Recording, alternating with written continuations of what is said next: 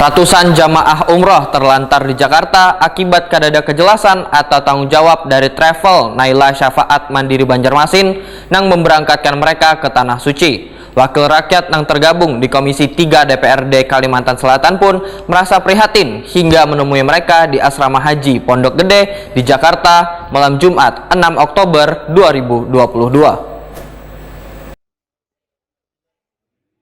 Ratusan jemaah umroh terlantar di Jakarta akibat kadada kejelasan atau tanggung jawab dari travel Naila Syafaat Mandiri Banjarmasin nang memberangkatkan mereka ke Tanah Suci. Wakil rakyat nang tergabung di Komisi 3 DPRD Kalimantan Selatan pun merasa prihatin hingga menemui mereka di Asrama Haji Pondok Gede di Jakarta malam Jumat 6 Oktober 2022. Wakil Ketua Komisi 3 DPRD Kalimantan Selatan Muhammad Rosehan NB Wetakoni Prima TV memadahkan jamaah umroh nang terlantar di Asrama Haji Pondok Gede di Jakarta ini sudah 9 hari lantaran kereda tanggung jawab dari travel nang memberangkatkan mereka. Politisi PDI Perjuangan ini pun menegaskan jamaah umroh nang terlantar tersebut berasal dari Banjarmasin sebanyak 56 orang, Hulu Sungai Utara 37 orang, Balangan 29 orang, Tanah Laut 54 orang, sedangkan sisanya dari Batolawan Kota Baru serta Kalimantan Timur. Muhammad Rosan NB berharap pihak travel yang menaungi mereka diminta dalam 2 hari ini untuk bisa memberikan kejelasan terkait keberangkatan jamaah ke Tanah Suci atau mereka dibelikan ke kampung halamannya.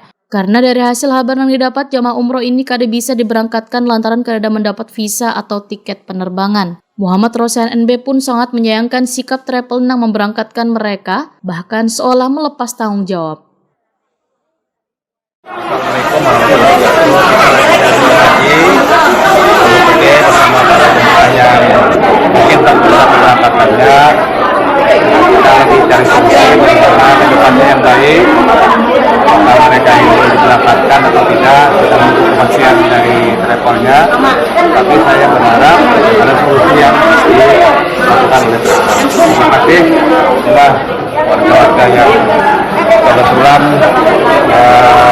mendapatkan penundaan.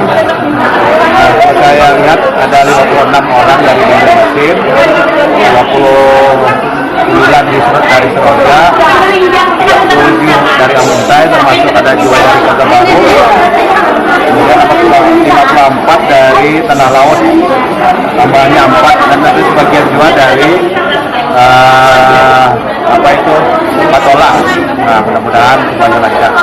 Ini biar makanan dulu, habis makanan ini kita mencari solusi yang baik buat mereka bisa apa yang akan dilakukan.